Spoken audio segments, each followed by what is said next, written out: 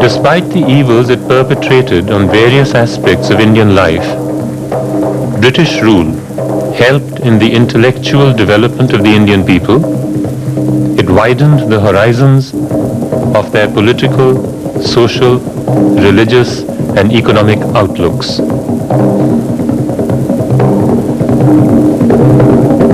In short, the first half of the 19th century witnessed great changes.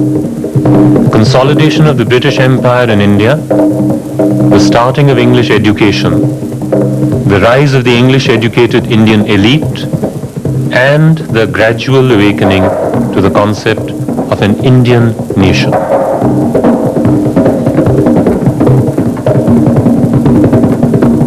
In the second half of the 19th century, India experienced the real winds of Renaissance, what might be described as the birth of modernism. The telegraph was introduced in 1851, the railways in 1853, bringing different parts of the country extraordinarily nearer to each other.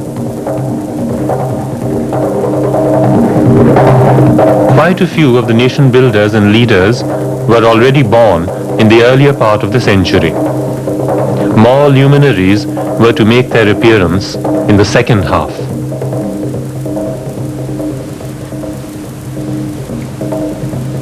Sri Ramakrishna, Bankim Chandra Chatterjee, Rabindranath Tagore, Dayananda Saraswati, and Swami Vivekananda, to name only a few.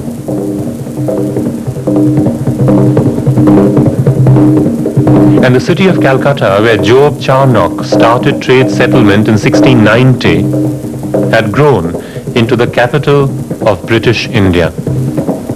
Yet, torn between the ultra-modernization of the anglicized class and the orthodoxy of the traditionalists, the common man, steeped in poverty, was sinking into a blind service of the English overlords. Only a spiritual power could save the country from a calamity of unprecedented proportions. And the void was filled by the coming of Sri Ramakrishna. Om Sthapakaya cha dharmasya sarvadharma swarupine avataravaresthaya Ramakrishnaya te namaha.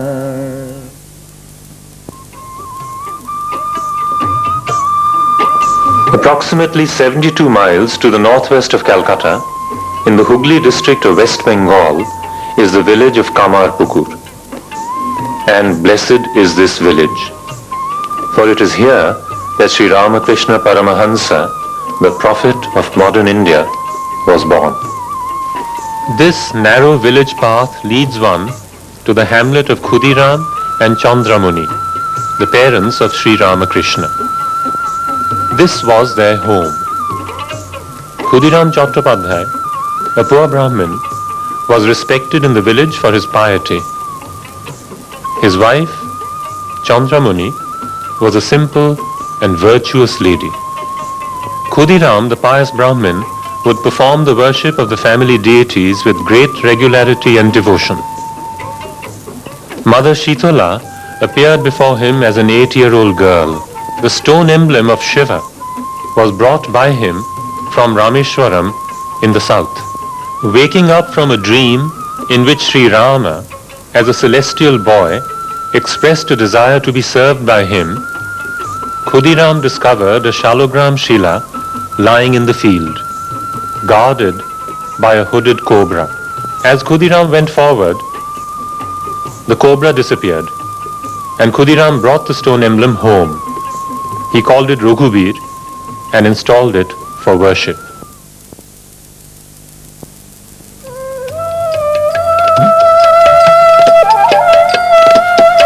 Early in 1835, Khudiram started on a long pilgrimage, eventually reaching Gaya.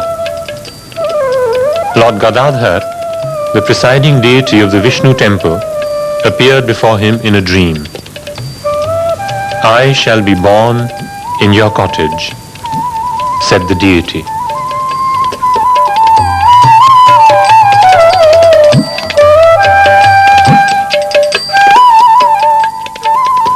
At Kamarpukur, Chandramani also began experiencing visions.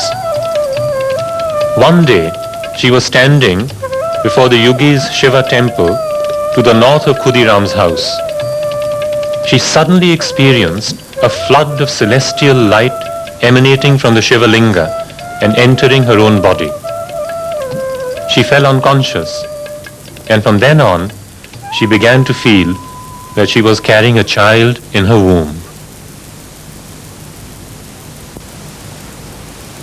The time was ripe for one to be born, who, in one body, would have the brilliant intellect of Shankara and the wonderfully expansive, infinite heart of Chaitanya. One who would see in every sect the same spirit working, the same God in every being. One whose heart would weep for the poor, for the weak, for the outcast, for the downtrodden, for everyone in this world, inside India or outside India. The words are Swami Vivekananda's.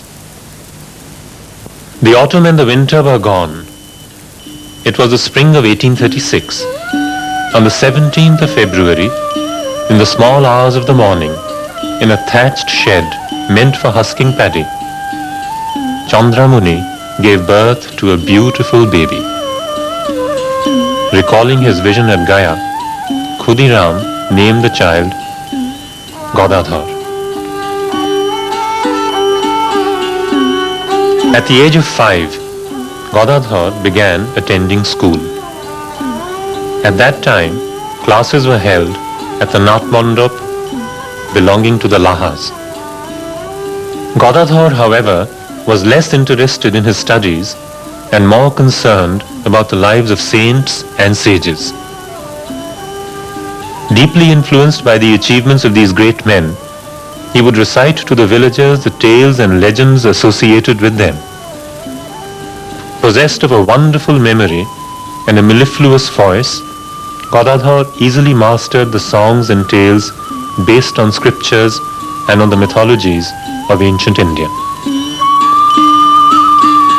Gadai, who was growing up to be a healthy and happy child, had his moments of unmindfulness. One day, he was walking along a paddy field, all the while popping bits of puffed rice into his mouth.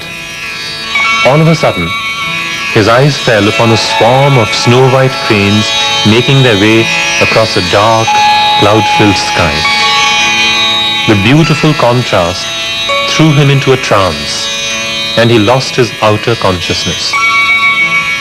Found lying in the field, he was carried home by some villagers. Many years later, Sri Ramakrishna was to say, "When I was about 10 or 11 years of age and living at Kamarpukur, I first experienced Samadhi." The child Gadadhar was prodigious and very different from other children. At the house of Shitanath Pine, the local Jomidar, a jatra or village drama was in progress. It was Shivaratri, and Gadadhar was dressed as Shiva. Suddenly, he fell into an ecstatic trance and could regain consciousness only the next day. Chinu or Srinivas happened to be a maker of shell bracelets.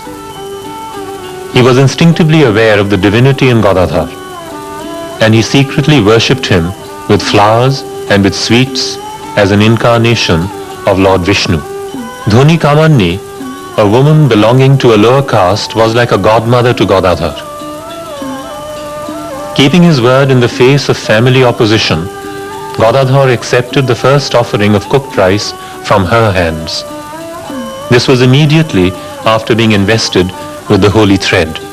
At the mangrove belonging to Manik Raja, Gadadhar used to play with friends, enacting various scenes involving gods and goddesses. Ramjoy, the brother of Manik Raja, was so charmed by Godai that he is reputed to have told Khudiram, "Friend, this son of yours is no ordinary child." On one occasion, Gadadhar accompanied a party of village women to the shrine of Vishalakhi, 2 miles distant from his home. On the way, while singing religious songs, Godai suddenly became very still. Tears poured down his cheeks, and he lost his outer consciousness. Everyone grew alarmed, but only Prashunna, a pious lady, understood that all this was the result of divine interaction. She repeated the name of the Divine Mother in his ears and eventually brought him back to consciousness. Haldar Pukur, a large tank in the village where Khudiram and his family used to bathe. Sri Ramakrishna has often referred to this tank in his conversations. Godai spontaneously took a liking to wandering monks and other holy men. Impressed by their austere and serene existence, he would spare no pains to serve them, collecting wood, lighting the fire, and even cooking.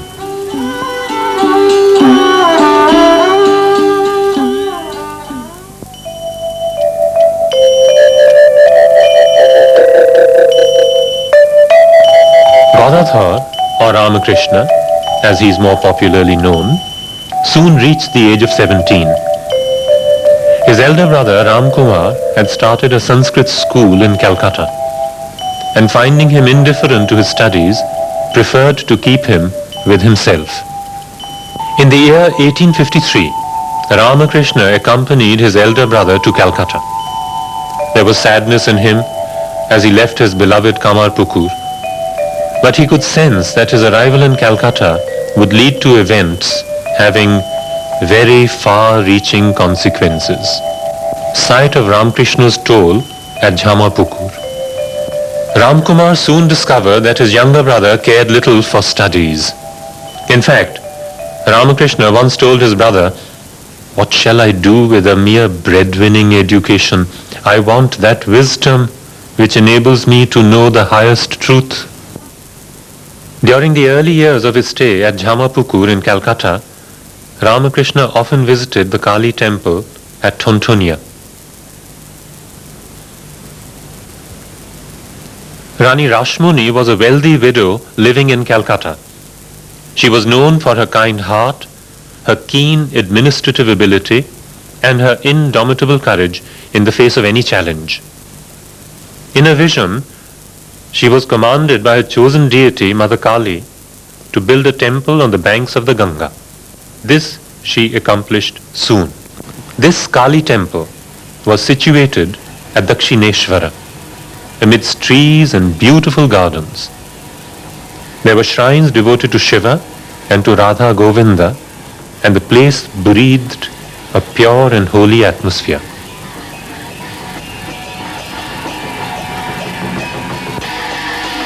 Ramkumar had been engaged by the Rani to perform the dedication ceremony of the temple, and in 1855 he took Ramakrishna to the temple.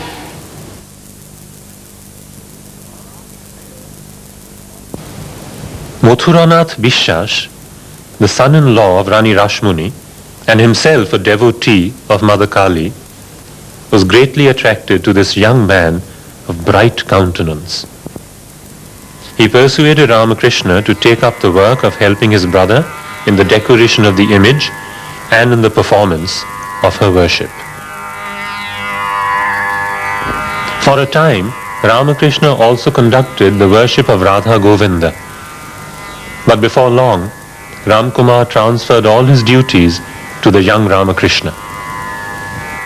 And from this point onwards began the spiritual quest that caused this new Kali temple at Dakshineshwara to become a great place of pilgrimage in the modern times.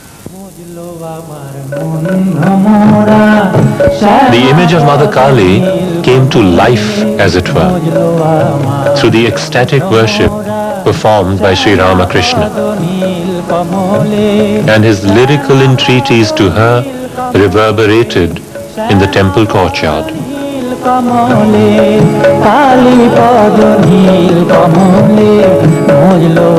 The Panchabhuti, or the grove of 5 trees, vibrated to the rhythm of his intense meditations night after night. And the Bale tree at the northern end of the compound stood a mute witness to the esoteric Tantra rites performed by him. শ্যামা পদ নীল কমলে শ্যামা পদ নীল কমলে শ্যামা পদ নীল কমলে কালী পদ নীল কমলে মজলো আমার মন ভ্রমরা His room, thick with the memories of those 30 years in which he experienced intoxication with God.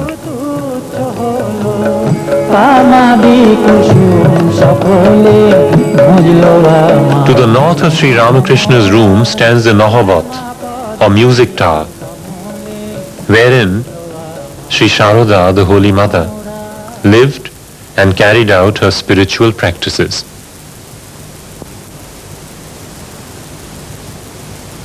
The Bokultola Ghat is the bathing ghat close to the Nahabat. While taking the image of Sri Krishna to the retiring room, the priest of the Vishnu temple suddenly slipped and accidentally one of the legs of the idol was broken. Opinions were divided as to the further course of action. Should the broken image be immersed in the Ganga and a new one installed in its stead? While Rani Rashmani sought the opinion of Sri Ramakrishna on this matter, he exclaimed in an exalted mood, "If a son-in-law of the Rani fractures his leg, would she discard him and place another in his stead? Would she not arrange for his treatment? Why not do the same thing here? Let the image be repaired and worshipped as before." Mathuranath Bishas, the son-in-law of the Rani, was himself a devotee of Mother Kali. He could feel that Ramakrishna could not be persuaded from the path of renunciation by even an inch.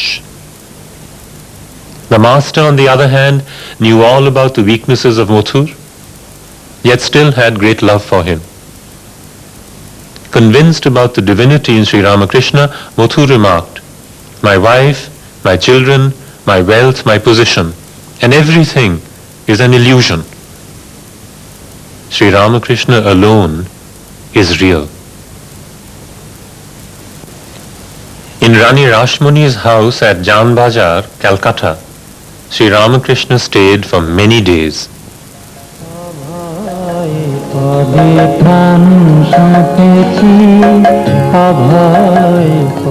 Consumed by a burning desire to have a vision of the Divine Mother, Sri Ramakrishna was in deep pain and anguish. He had not seen her yet. He hardly slept, and his eyes overflowed with tears. He would rub his face on the ground in agony, his plaintive moans attracting many onlookers.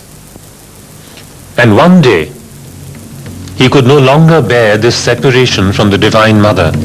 Life did not seem to him to be worth living.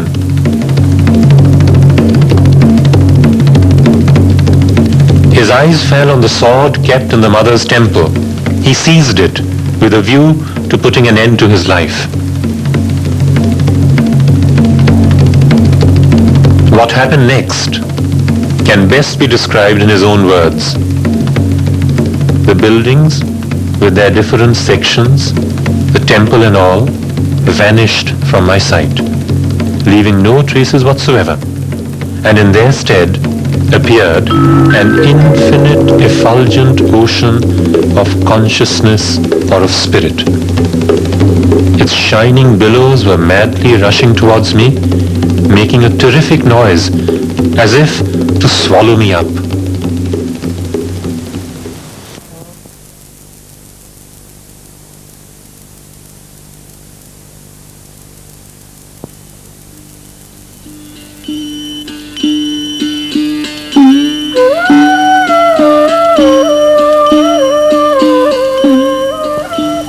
Reports had reached Kamarpukur that Sri Ramakrishna had gone mad.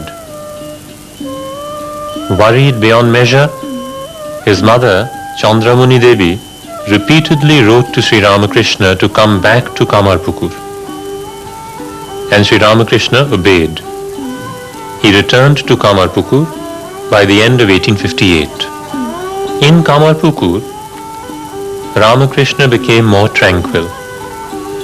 Yet he continued his spiritual practices, often going away to the deserted cremation grounds of Bhutir Khal and Budhui Morol, and spending whole nights there meditating.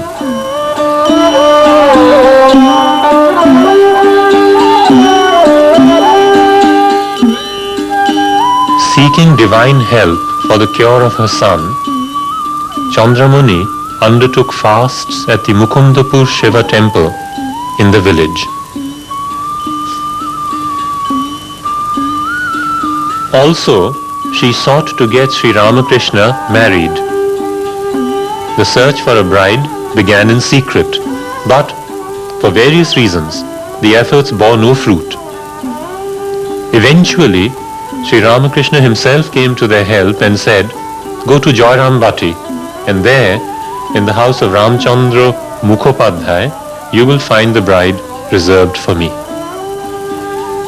Joyrambati happened to be the birthplace of the Holy Mother Sharada Muni.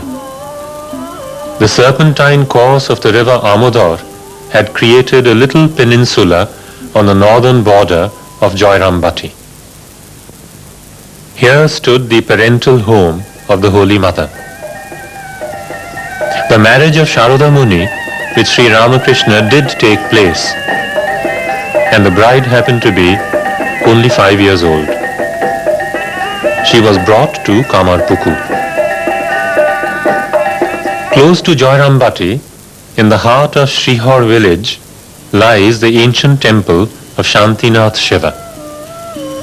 This temple had figured prominently in the lives of Sri Ramakrishna and the Holy Mother. Both of them had visited this temple many times. The goddess Singhavahini was the presiding deity of Jairambati.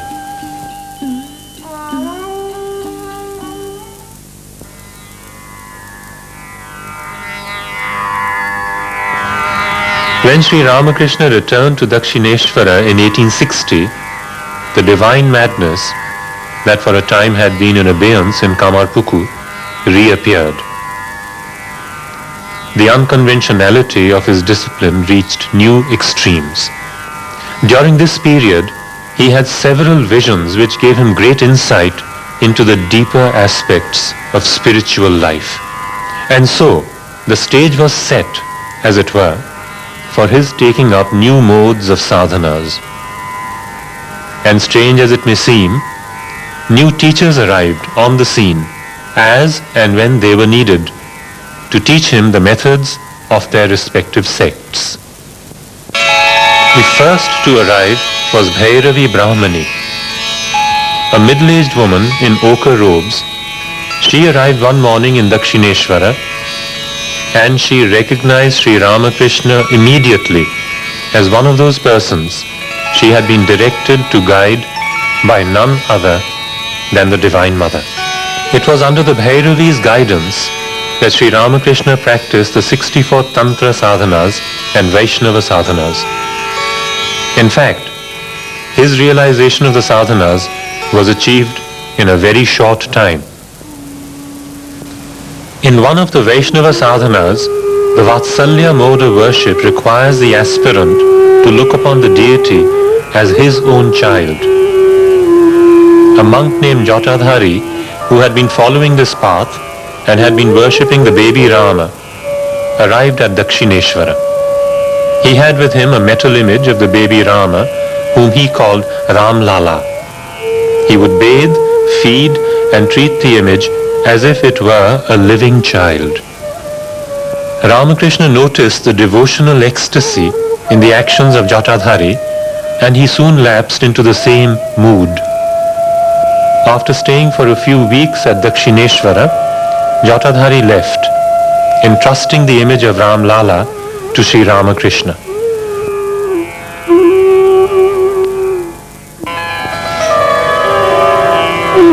When the desire to practice the Madhura Bhava came upon Sri Ramakrishna, he obtained the appropriate feminine apparel.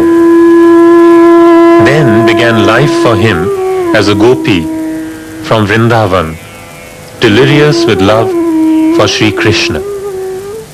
The master's practice of various sadhanas for the realization of a God with form, that is, the conditioned Brahman, had prepared him for treading the path of Nirguna Brahman, that is, God without attributes. It was about this time that a monk named Totapuri arrived at Dakshineshwara from far away Punjab. This monk was established as a realizer of the Advaita, or the non-dual aspect of divinity. And the moment he saw Sri Ramakrishna, he perceived the master's spiritual genius. Totapuri ordained Sri Ramakrishna as a sannyasi and set him on the path of non-dualism. Soon he asked his disciple to meditate on the absolute Brahman, the divinity beyond all relative concepts. Sri Ramakrishna attained this state in just 3 days, a state for which his Advaita Guru had striven for 40 years. 1 year later, the master was attracted to the Islamic method of worship. He was initiated into Islam by a Sufi Muslim. Later, Sri Ramakrishna was to remark, "Then I began to repeat the name of Allah day in and day out, wear my clothes in the fashion of the Mohammedans, and recite the namaz regularly. After 3 days, I realized the goal of that form of devotion." At about this time, Sri Sharada Devi, who by then was 18, arrived at Dakshineshwara. Sri Ramakrishna received her affectionately and arranged for her stay. Then, on the new moon of May 1872, the master decided to worship Sharada Devi as the embodiment of the Divine Mother. At the end of the worship, Sri Ramakrishna surrendered all the fruits of his sadhanas at her lotus feet. And the young maiden Sharada was transformed into the Holy Mother, by which name she is known today throughout the world. The event is generally regarded as the culmination of the spiritual practices of Sri Ramakrishna. Yet, even earlier, the master had arrived at what constituted the essence of that culmination, seeing the same Brahman in everything.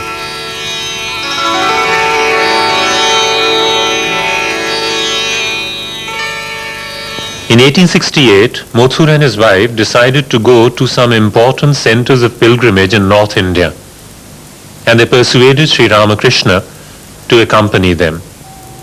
The first halt was at Deoghar, a place sanctified by centuries of worship offered to the Vaidyanath Shiva. Here, Sri Ramakrishna, seeing the wretched condition of the local poor, was moved beyond measure. He insisted that Mothur do something for them.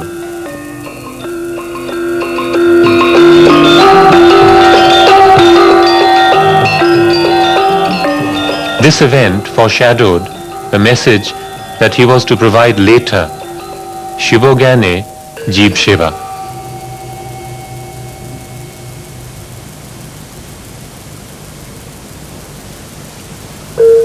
The next halt happened to be Varanasi, the epicenter of the Indian spiritual heritage. While at Varanasi, Sri Ramakrishna often went to pay obeisance to Vishwanatha, the principal deity at Kashi. On the way to the temple, the master would sometimes fall into bhava samadhi, as he invariably would when in the presence of the deity. Visits to the temples and to the ghats along the Ganga became as much a part of him as his invariable achieving of samadhi. At Varanasi, Sri Ramakrishna visited the great saint Trailanga Swami. In his own words, I asked him by means of a sign if God was one entity or in fact many. And he replied by means of gestures that God was one when seen in a state of samadhi, but when viewed through the prism of relative consciousness, he was many. It was in this house that Sri Ramakrishna stayed when he was in Varanasi.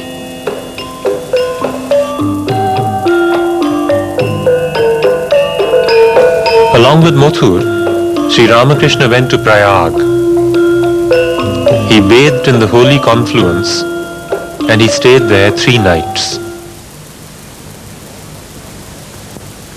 A fortnight after they had left Calcutta, the party reached Vrindavan, better known for the various legends of Sri Krishna's boyhood and sanctified by innumerable Vaishnava holy men over the centuries.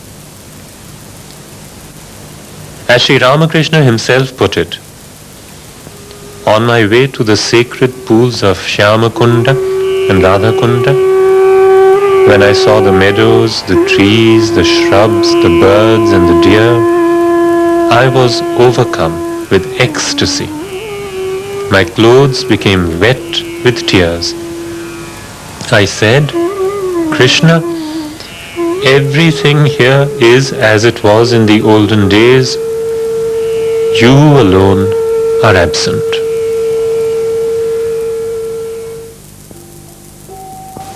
After the pilgrimage and during his long stay at Dakshineshwara, Sri Ramakrishna paid occasional visits to some of the holy places in Bengal. Once, while on a visit to Nabuddeep, Sri Ramakrishna displayed what might be interpreted as yet another aspect of his mystical insight. Since in the city of Nabuddeep he experienced little or no spiritual emotion, he concluded that the original city of Nabuddeep, that is, Sri Chaitanya's actual birthplace, had been swallowed up by the river and buried under its sandbanks. And so, Sri Ramakrishna demonstrated the spiritual ideals of ancient India and vindicated them as well. Often enough, there were confrontations between the ancient India, represented by Sri Ramakrishna, and the modern India, represented by 19th century leaders. Sri Ramakrishna had always showed a keen interest in paying visits to holy persons and to other leaders of his day. At times, he even went out of his way to meet them.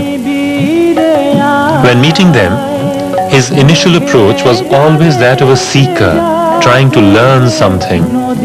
But often enough, it became plain to the others that they, in fact, had much to learn from him. Sri Ramakrishna could not, of course, meet Ram Mohan, but he did meet his immediate successor, Maharshi Debendranath Thakur, the father of Rabindranath Tagore. In the words of Sri Ramakrishna, once I visited Debendranath Tagore. I was with Mathur Babu.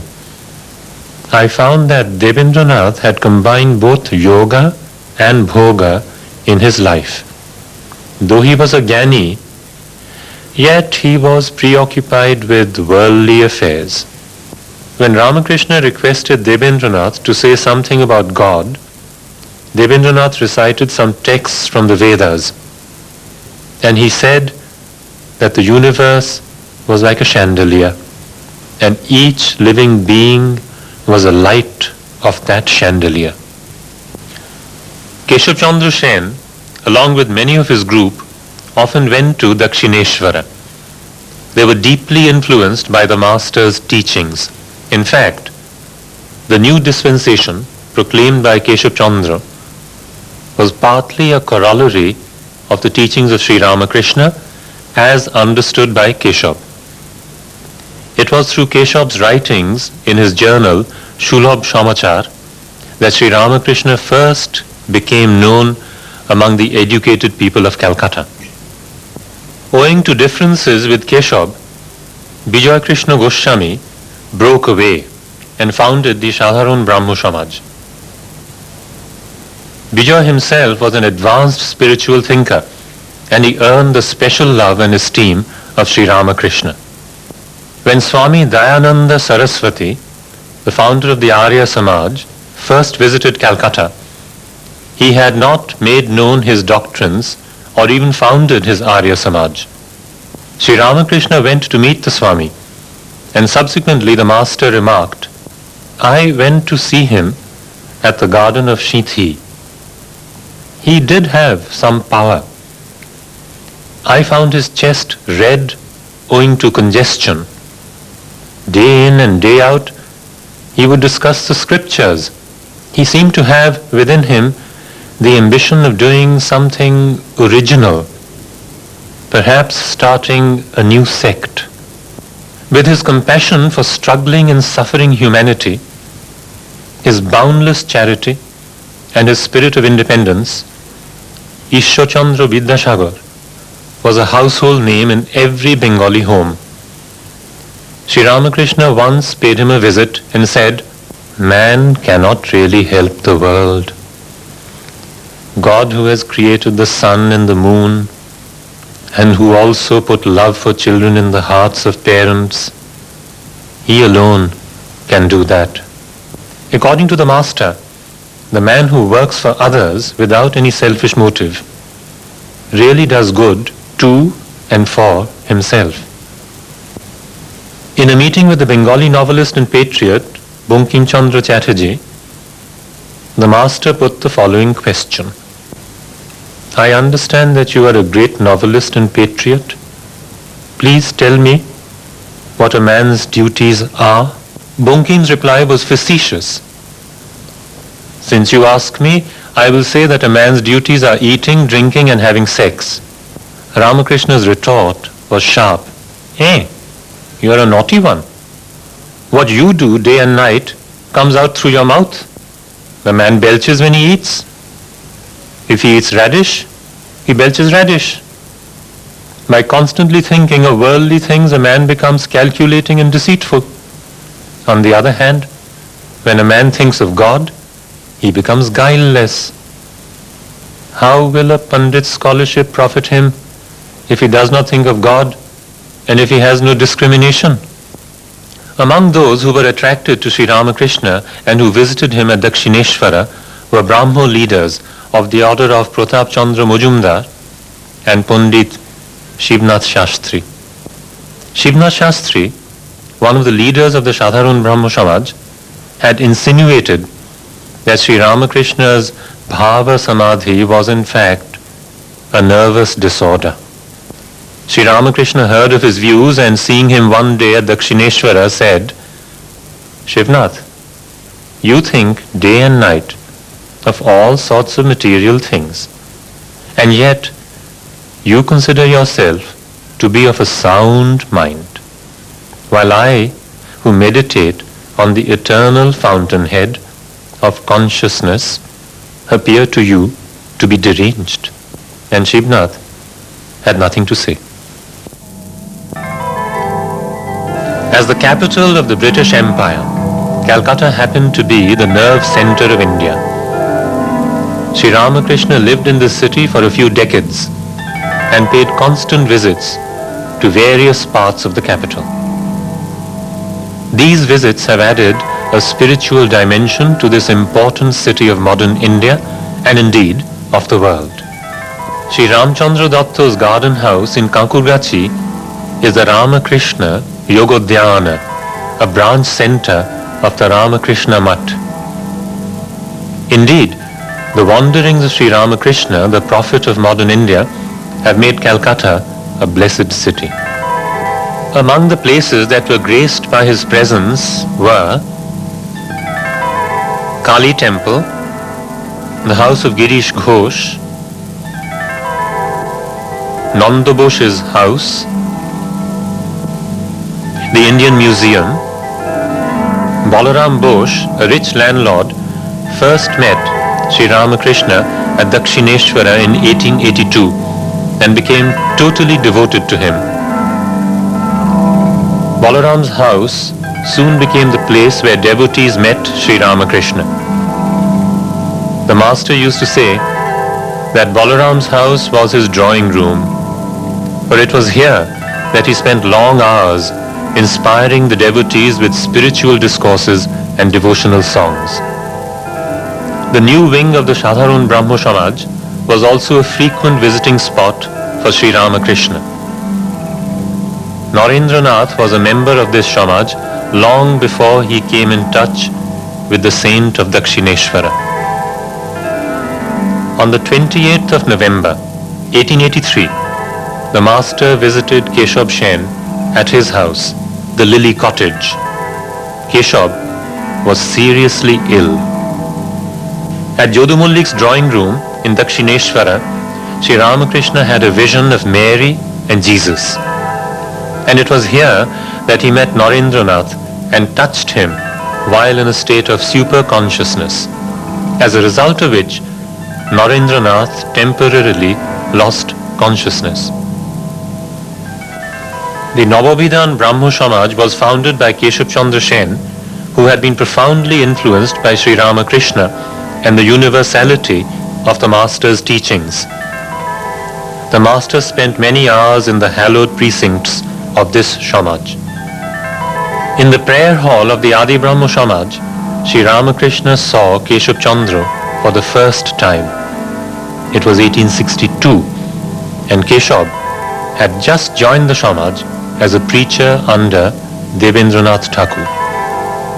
In the inner apartment of Govinda Datta's house, Gopaler Ma lived out her life of austere spirituality.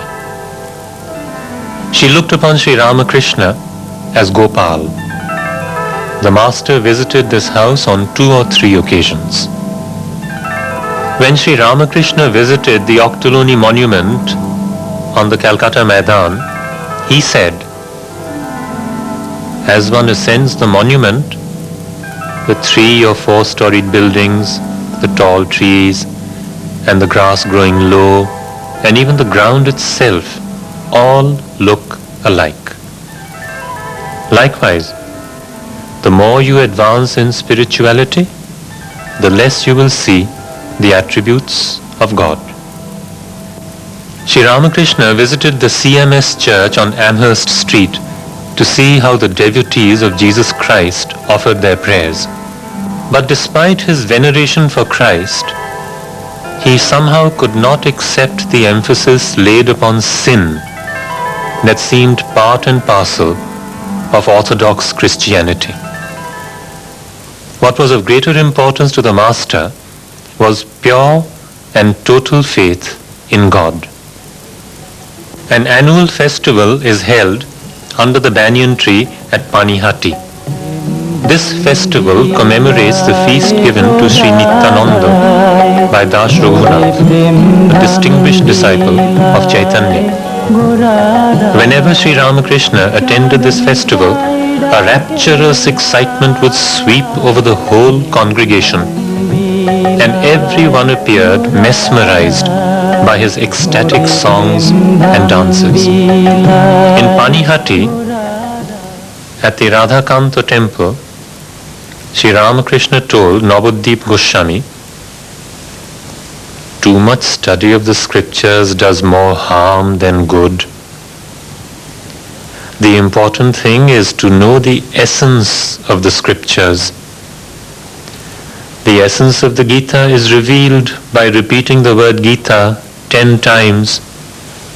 The word then becomes reversed.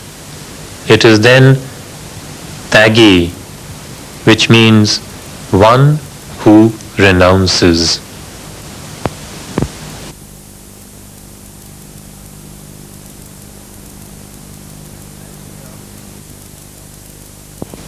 As Sri Ramakrishna's contacts with Keshav Chandra Sen and others grew more and more, people from the city of Calcutta began to visit him.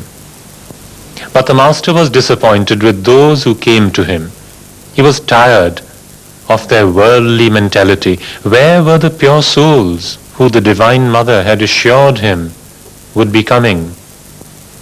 Often enough, as during the evening services, the master would recount when during the evening services the temple resounded with the ringing of the bells and blowing of conch shells, I would climb to the roof of the building in the garden and cry out, "Come, my children, where are you? I cannot bear to live without you." And in response to his call, as it were, they soon started to come, those who would become his disciples.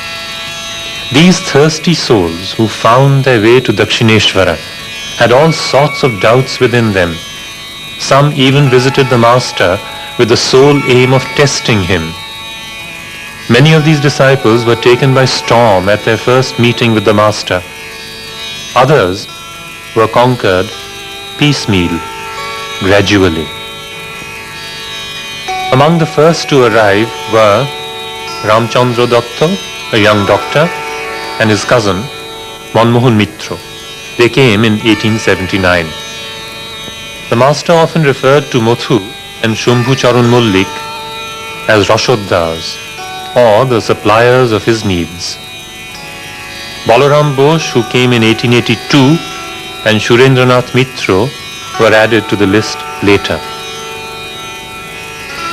Mahendranath Gupta, or M., the author of Kathamrita, or the Gospel of Nectar, arrived in 1882. The flow of people coming to the Master was never-ending. Some of the prominent householder devotees were Joy Gopal Sen, Shoshibhushan Ghosh, Upendranath Mukherjee, Nabagopal Ghosh, Debendranath Mojumdar, Kalipada Ghosh, Hiranand Sukhiram Advani, Purnachandra Ghosh.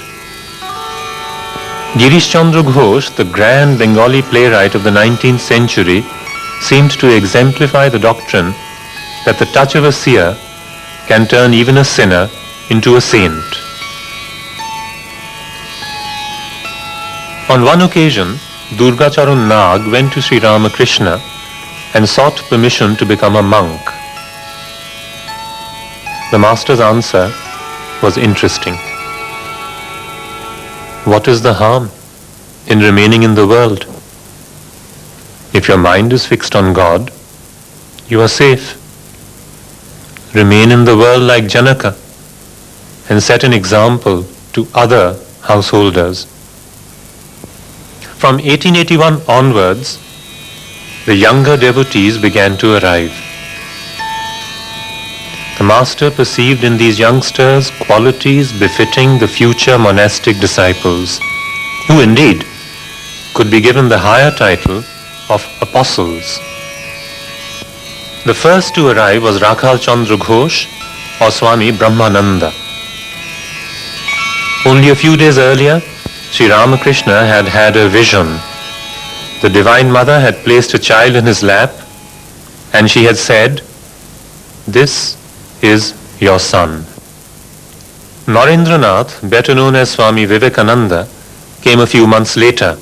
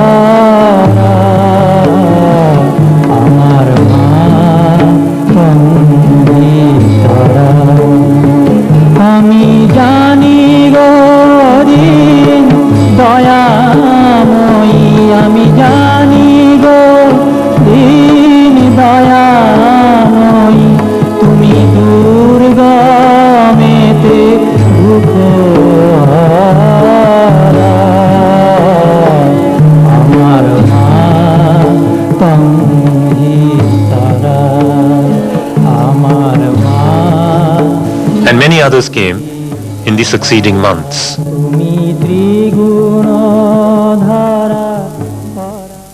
Swami Shivananda, Swami Yogananda, Swami Niranjanananda, Swami Ramakrishnananda, Swami Advaitananda, Swami Adbhutananda, Swami Turiyananda, Swami Abhedananda, Swami Trigunatītananda, Swami Subodhananda, Swami Akhandananda, Swami Vijnanananda, Swami Premananda, of whom the master used to say, Babu Ram is pure right down to his marrow. Once, at Dakshineshwara, Sri Ramakrishna, in a state of ecstasy, sat on the lap of a young man. Later he was to remark, I was merely testing how much weight he could bear.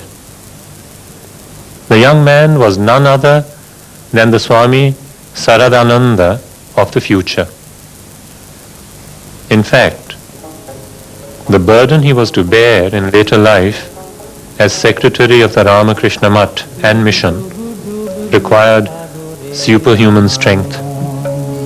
He wrote a monumental biography of the master in Bengali.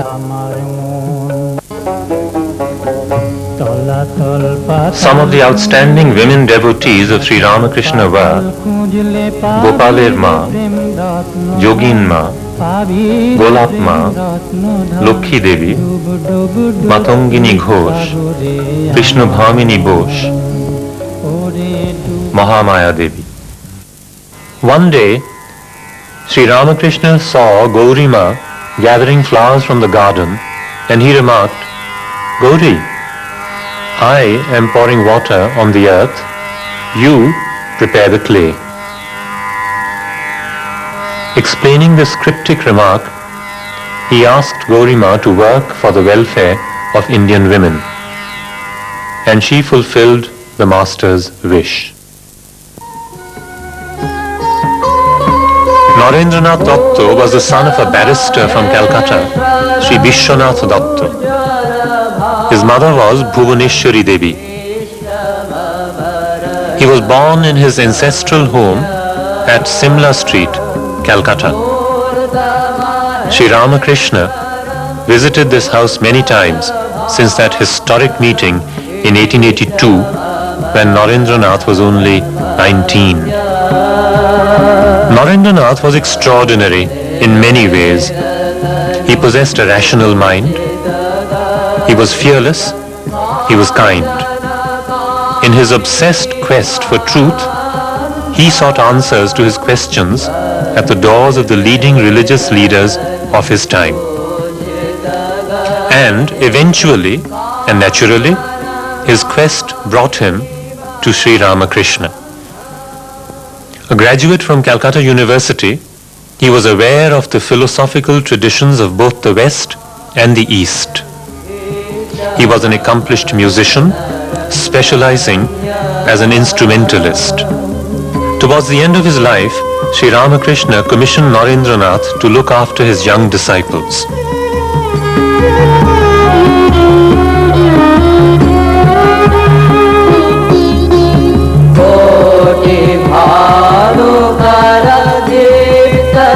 When his master passed away, Narendranath, a monk, wandered throughout the length and breadth of India.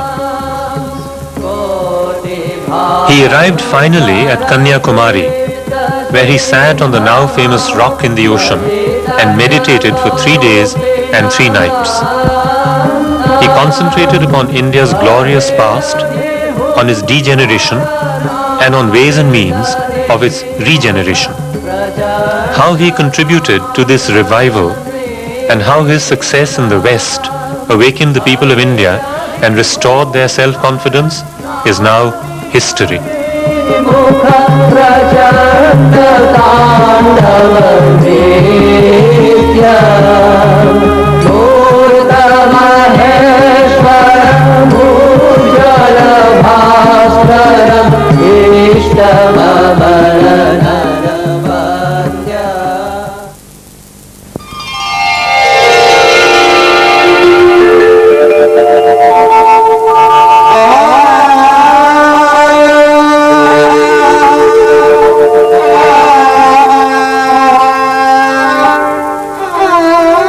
Sri Ramakrishna's long stay at Dakshineshwara was coming to an end. He had, by means of his tremendous efforts, scaled the very heights of spirituality and preached unceasingly to whoever came to him. All this intense exertion told on his frail body and must have been largely responsible for what was first diagnosed as a clergyman's sore throat. The doctors wanted him to stay in Calcutta so that they could give him constant attention.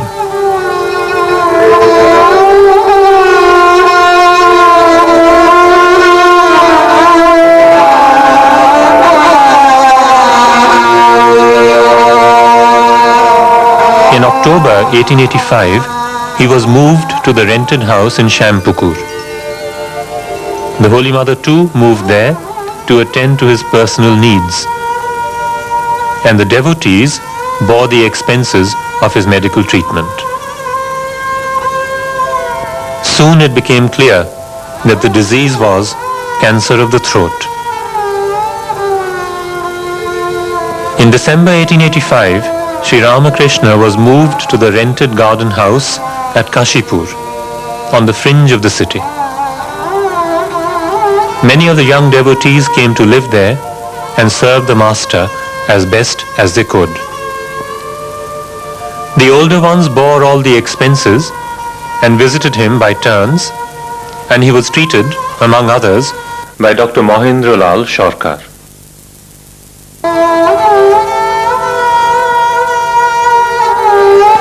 Sri Ramakrishna stayed in this room at Kashipur Garden House. Despite the physician's instructions to the contrary, Sri Ramakrishna could not be prevented from joining the dancing and singing devotees at the annual festival in Panihati.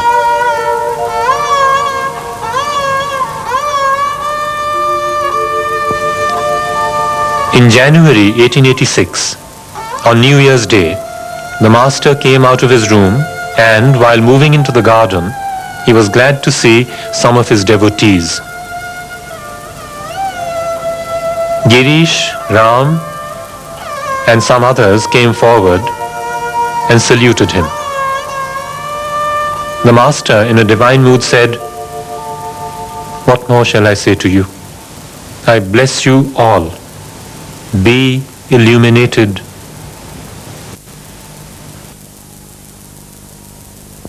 In all probability, this is the spot where Sri Ramakrishna blessed the lay devotees, and the event is celebrated as a Kalpataru Utsav in Kashipur every New Year's Day. One day the master wrote on a piece of paper, "Naren will teach the people." And shortly before passing away, Sri Ramakrishna called Narendranath to his side and by a yogic process transferred his spiritual powers to him to be the future Swami Vivekananda. On the 16th of August, 1886, Sri Ramakrishna passed into his final samadhi in the early hours of the morning. Even as he breathed his last, he was confident of having welded his disciples into a band of world-renouncing heroes. Sri Ramakrishna's mortal remains were cremated at the Kashipur cremation grounds beside the Ganga.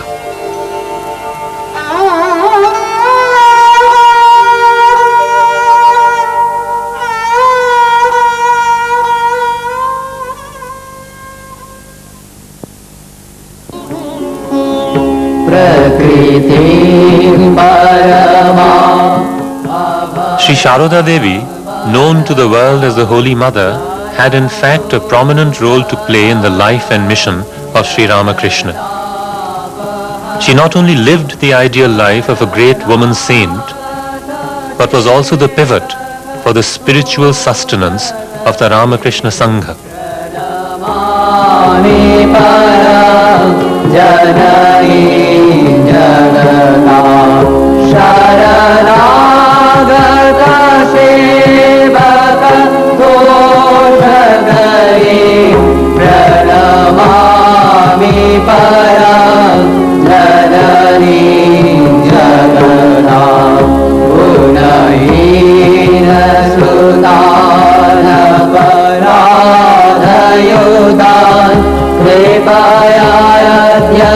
1986, during the last days of the Master, the Holy Mother too was consumed by a desire to leave this world. But Sri Ramakrishna prevailed upon her and insisted that she could do much to alleviate the sufferings of the millions around her. In this old cottage at Joyrambati, the Holy Mother spent her days of holiness for 52 years. And it is from here that the Holy Mother blessed her innumerable devotees, giving them Mahamantra, Brahmacharya and Sannyasa. The little village monastery of Koalpara, 5 miles to the west of Joyrambati, occupied an important place in the life of the Holy Mother. During her journeys to Calcutta between 1909 and 1919, she went to rest in the Koalpara monastery, calling it her parlour, wherein she had installed a picture of the Master with her own hands. The Holy Mother lived in Nilambur Mukherjee's garden house for 9 months in the year 1888. She even performed the Panchatapo. The house has an important place in the history of the Ramakrishna order because the monastery functioned from here during the period 1897 to 1898. The Udbodhan house, named after the Bengali monthly journal of the order, was appropriately called the Mother's Residence. She stayed here between 1909 and 1920, and it is here that she breathed her last. The Matri Mandir at Joyrambati was built on the site of the Mother's birthplace and was adorned by a small metallic flag on which the inscription Ma communicated a beckoning message symbolizing eternal love. The greatest spiritual leaders of the world have often spoken in a language of artless simplicity. Jesus Christ and Gautama Buddha culled their examples from everyday life. Sri Ramakrishna was no exception. Only he added wit to his tales and to his parables.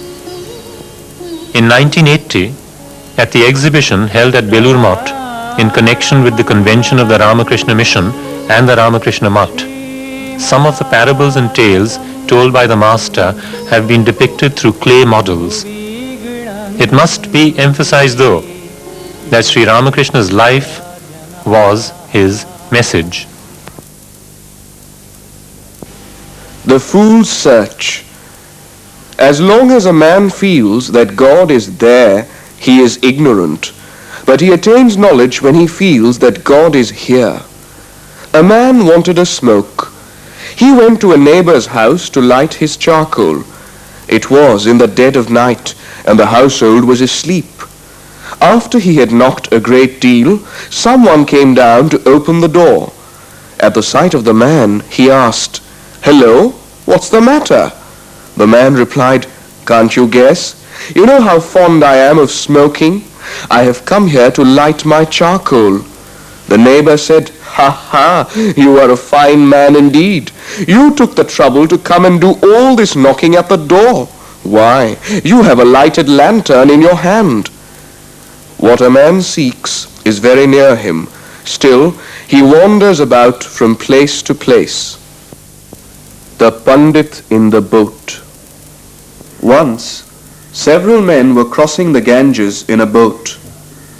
One of them, a Pandit, was making a great display of his erudition, saying that he had studied various books, the Vedas, the Vedanta, and the 6 systems of philosophy. He asked a fellow passenger, "Do you know the Vedanta?" "No, revered sir." "The Samkhya and Patanjala?" "No, revered sir." "Have you read no philosophy whatsoever?" "No, revered sir." The Pandit was talking in this vain way, and the passenger was sitting in silence when a great storm arose and the boat was about to sink. The passenger said to the Pandit, "Sir, can you swim?" "No, replied the Pandit. The passenger said, I don't know the Samkhya or the Patanjala, but I can swim. What will a man gain by knowing many scriptures? The one thing needful is to know how to cross the river of the world. Breaking the jackfruit. If you enter the world without first cultivating love for God, you will be entangled more. You will be overwhelmed with its danger, its grief, its sorrows. And the more you think of worldly things, the more you will be attached to them. First, rub your hands with oil, and then break open the jackfruit. Otherwise, your hands will be smeared with the jackfruit's sticky milk. First, secure the oil of divine love, and then set your hands to the duties of the world. The giver is the Lord himself. Once, a fakir went to the Emperor Akbar to ask for money. The emperor was saying his prayers. He prayed, O Lord, give me money, give me wealth. The fakir started to leave the palace, but the emperor motioned to him to wait. After finishing his prayers, Akbar came to the holy man and said, Why are you going away? The fakir replied, You yourself were begging for money and for wealth. So I thought that if I must beg, I should beg of God and not of a beggar. The fisherwoman and her basket. Once, a fishwife was a guest in the house of a gardener who raised flowers. She came there with her empty basket after selling fish in the market and was asked to sleep in a room where flowers were kept. But because of the fragrance of the flowers, she couldn't get to sleep for a long time. Her hostess saw her condition and said, Hello, why are you tossing from side to side so restlessly? The fishwife said, I don't know, friend. Perhaps the smell of the flowers has been disturbing my sleep. Can you give me my fish basket? Perhaps that will put me to sleep. The basket was brought to her. She sprinkled water on it and set it near her nose. Then she fell into a sound sleep and snored all night. How to live in the world. Sages like Janak performed worldly duties. They performed them bearing God in their minds as a dancing girl dances, keeping jars or trays on her head. Haven't you seen how the women in northwest India walk, talking and laughing while carrying water pitchers on their heads? The same water, different names.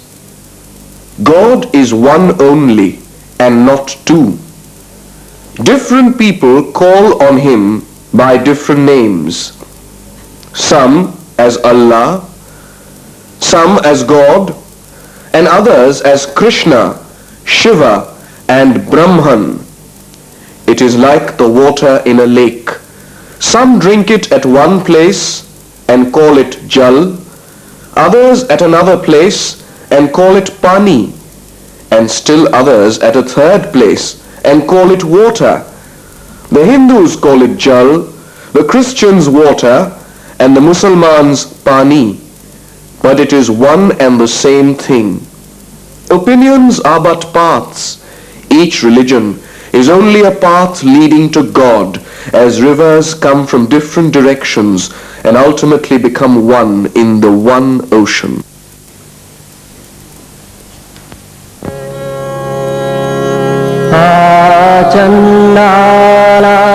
As desired by the Master, Swami Vivekananda endeavored to bring solace to the world.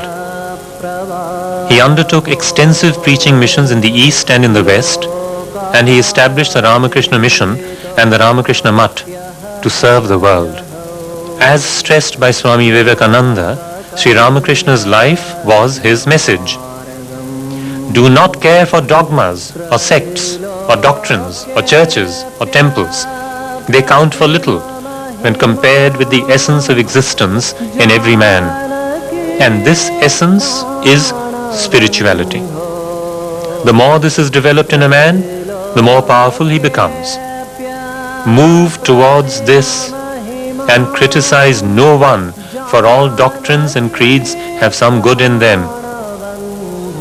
In May 1897, Swami Vivekananda called a meeting at Balaram Boshe's house with a view to establishing the Ramakrishna mission.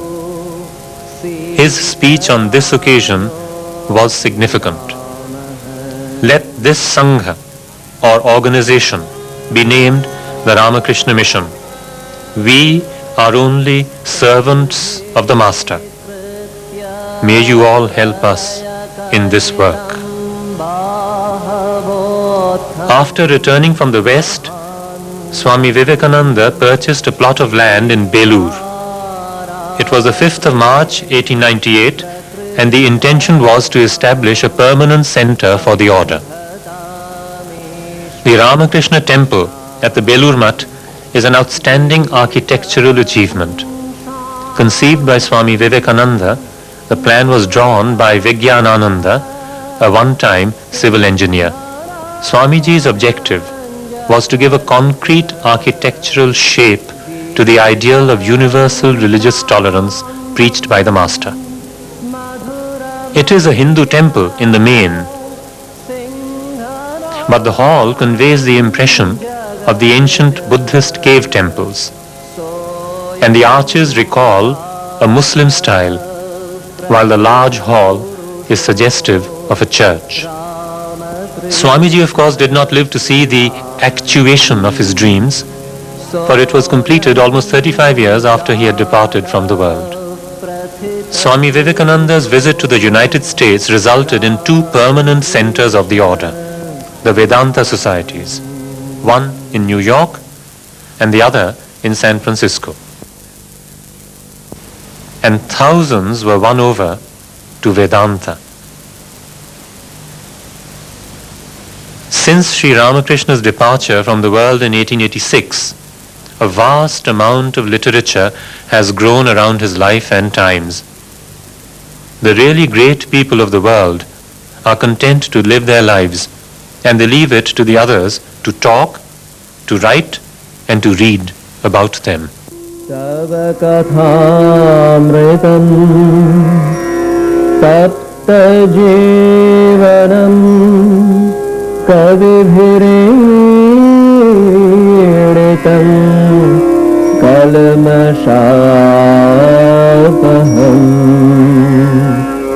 Shravanamangalaam Srimadapatam Bhuvi Grananti Ye Bhurida Jana Bhuvi Grananti Ye Bhurida. Even today, nearly 100 years after his death, every serious thinker is fascinated by Sri Ramakrishna. Professor Max Mueller, the Oriental scholar, wrote an appreciative article on the Master in 1896 titled A Real Mahatma. In the 1930s, Froment Rolland was attracted to the philosophy of Sri Ramakrishna and Swami Vivekananda. He wrote biographies of both these great men. In the words of Arnold Toynbee, his religious activity and experience were, in fact, comprehensive to a degree that had perhaps never before been attained by any other religious genius in India or elsewhere. And in the words of Rabindranath, diverse courses of worship from varied springs of fulfillment have mingled in your meditation. The manifold revelation of the joy of the infinite has given form to a shrine of unity in your life. when salutations arrive from far and near, I join my own to them. In the words of Sri Aurobindo, Sri Ramakrishna represents in one person a synthesis of all the leaders. He is the proof of the power behind us. So great a birth initiates great happenings. Mahatma Gandhi once remarked, the story of Ramakrishna Paramahansa's life is a story of religion in practice. The Czech painter Frank Dvorak painted the master in the fashion of one man seeing another in a vision. And Nicholas Roerich, the Russian painter, depicted the master bringing down from the Himalayan heights the symbol of Omkara. The sculptress Malvina Hoffman made busts of Sri Ramakrishna, Sharoda Devi and Swami Vivekananda. And Nandulal Bose, steeped in love for the master, executed a series of drawings and paintings on the life and times of Sri Ramakrishna.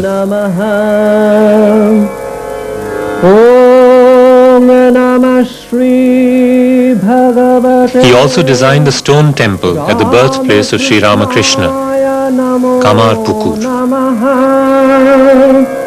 Om Namah Shri Bhagavate Ramakrishnaya Namo